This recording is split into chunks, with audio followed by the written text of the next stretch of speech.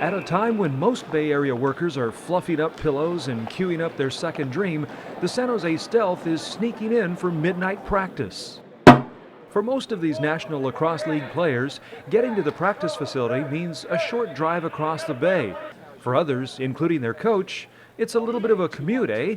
I travel from Toronto every week. I'll come in 2 days before the game, so I'm here for the Wednesday night practice. So I'll usually leave Toronto around 3 and then get in here for 5:30, 6 o'clock-ish, and have dinner, go to practice, get a good night's sleep. It's hard, you know. You've been sitting on a plane for 8 hours and now you have to come to practice and go sweat for 2 hours. It's tough. From a coaching point of view, where you want to have communication lines with your players, you want to have meetings, you want to talk to them, you want to work on things, it's a bit of a nightmare. Behind the back pass, nice to The National Lacrosse League is enjoying record attendance, breaking the 1 million fan mark in its 20th season, while drawing more than 10,000 per game. I think the niche that the league is going for, kind of that fourth or fifth professional sport across North America, and they're selling a lot to kids, and I think that's a key. The games themselves are fun. They're action-packed, they have goal-scoring, hitting, fighting, and great goaltending. What else can you ask for? Scoring is always a hit for North American fans. The fast pace helps keep the turnstiles spinning. Well, typically in this sport, there's about anywhere from 16 to 24 goals scored a game. So a low-scoring game would be under 9. You don't really have to know exactly what's going on, but when there's a goal, everybody cheers. It's great, and I think that's what the fans like. The idea is to score, and no matter how great the goalies get, they'll just keep making the nets bigger. The National Lacrosse League also has a new TV contract with Versus, the same network that carries the NHL. 15 regular season games, plus the All-Star Game and League Championship.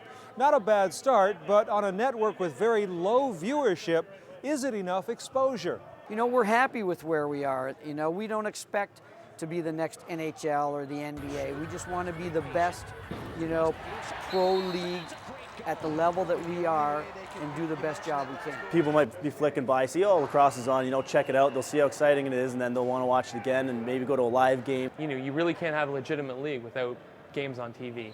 So it's huge that we're on Versus. Silicon Valley Sports and Entertainment, owner of the National Hockey League Sharks, is also a part owner of the Stealth. Integrated business operations help create opportunities to position both teams within major sponsorship packages. The biggest challenge is getting people to come out and experience it, and once they see it, you know, we know they're coming back. We have Reebok now doing all of our equipment. Back in the day, it was impossible just to get a stick, to get some pads. You know, no companies wanted to give us this stuff. Now we got Reebok sponsoring us. That's big. Okay, guys, down this end. Still, budgets are tight. While most big-time athletes can easily earn $14,000 per game, professional lacrosse players are lucky to pocket $14 grand per season. They all want to have that day where they can play this professionally. You hear about basketball players and hockey players, and they always say, we play for the love of the sport, but they're making $3 million a year.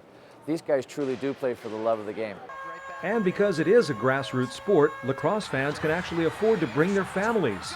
Unlike the astronomical cost for the NHL or NBA, an average lacrosse ticket runs $15, and $50 will buy front row seats. I was in the penalty box and there was this fan just gumming me the whole time, and so it's usually good, but sometimes it's bad. This guy was just giving me the gears the entire time. A lot of the people that are coming to the games aren't lacrosse people.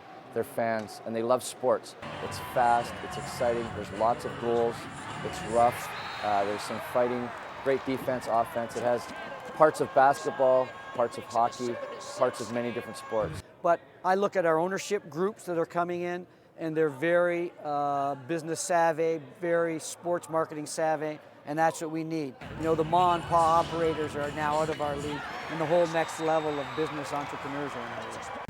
This year, the NLL welcomed 2 new franchises, and the 5-year plan targets Seattle, Montreal, Vancouver, and Winnipeg for further expansion. The going rate for a new franchise? $5 million.